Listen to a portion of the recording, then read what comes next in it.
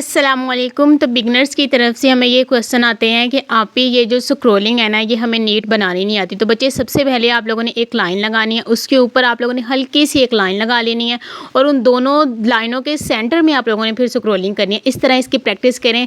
लाइनें सीधी कर लें, टेढ़ी कर लें, तिरछी कर लें, जिस तरह की मर्ज़ी आप लोग लाइनें लगा के इस तरह स्क्रोलिंग करें, उसकी प्रैक्टिस करें। फिर आप लोगों की स्क्रोलिंग वाला जो मसला है ना, वो हल हो जाएगा। अब यहाँ पे सिक्सर है, वो सिक्सर भी सही से नहीं बनता, सेंटर से जाके वो सारी लाइनें मिल जाती हैं। तो आप लोगों ने क्या करना है, पहले छोटा सा आप लोगों ने सर्कल बनाना है, फिर उसके अंदर आप लोगों ने काम करना है। उसके अंदर आप लोगों ने सिक्सर की शेप बनाते जाना, गोल गोल उसको घुमाते जाना है, और जहाँ पे थोड़ी सी जगह रह जाएगी वहाँ पे आप लोगों ने डॉट लगा देना है। और स्क्रोलिंग करते हुए पहले आप लोगों ने उसकी गाइडलाइन ले लेनी है। 4 हमने लाइनें लगा लेनी है, छोटी छोटी चारों तरफ, फिर उसको मिला लेना है सबको आपस में। तो स्क्रोलिंग वाला फ्लावर भी हमारा बहुत अच्छा और नीट बन जाएगा। अगर फिर भी सही नहीं बनता तो इस तरह आप लोगों ने स्क्रोलिंग वाला पहले अंदर की जो बेस है वो बनानी है सिक्सर वाली, फिर हल्की हल्की आप लोगों ने थोड़ी वक्फे के साथ डॉट लगा लेनी है या फिर हल्की हल्की लाइनिंग लगा लेनी है।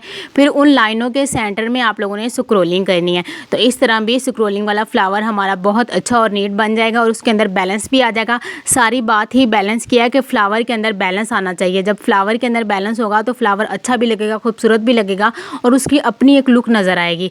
अब जिस तरह हमने फुल फ्लावर बनाया, इसी तरह हम हाफ फ्लावर भी स्क्रोलिंग वाला बनाते हैं। स्क्रोलिंग आप लोगों को पता है कि बहुत ज़्यादा इंजेक्शन मेहंदी के अंदर यूज़ की जा रही होती है। हम कुछ भी बनाते हैं, कोई भी बड़ा मोटिव बनाते हैं, उसको कवर करने के लिए हम स्क्रोलिंग वाले फ्लावर यूज़ कर रहे होते हैं, या फिर स्क्रोलिंग वाली जो हम वैसे लाइनें यूज़ करते हैं वो यूज़ कर रहे होते हैं। ये सारी चीज़ें हम बार बार उसके अंदर यूज़ कर रहे होते हैं। अब पत्तियों की बात करते हैं। पत्तियाँ कौन कौन सी बेसिक है और किस तरह हमने यूज़ करनी होती है।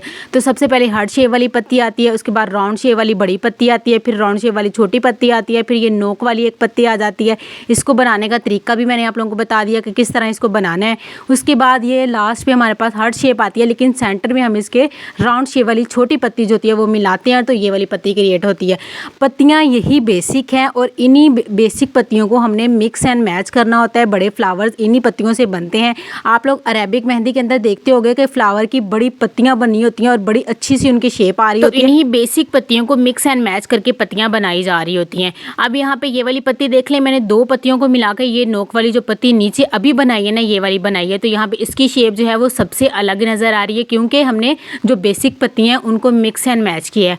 अब यहाँ पे जो है वो ड्रॉप लाइन की भी बात कर लेते हैं। ड्रॉप लाइन सही नहीं बनती, हमें ड्रॉप लाइन बनानी नहीं आती है। ड्रॉप लाइन मतलब कि डॉट लगाना है आप लोगों ने सबसे पहले, उसके बाद उसको सेंटर से नीचे की तरफ लेके आना है। आप लोगों ने ना तो उसको राइट साइड से लेके आना है नीचे की तरफ, ना तो लेफ्ट साइड से लेके आना है। हमेशा सेंटर से उसको नीचे की तरफ लेके आना है। फिर आप लोगों का ये ड्रॉप लाइन जो है बहुत अच्छी बनेगी। यहाँ पे देख ले, मैं बता भी रही हूँ कि किस तरह आप लोगों ने इसको नीचे की तरफ लेके आना है। डॉट लगाना है, डॉट को सेंटर से नीचे की तरफ खींचना है।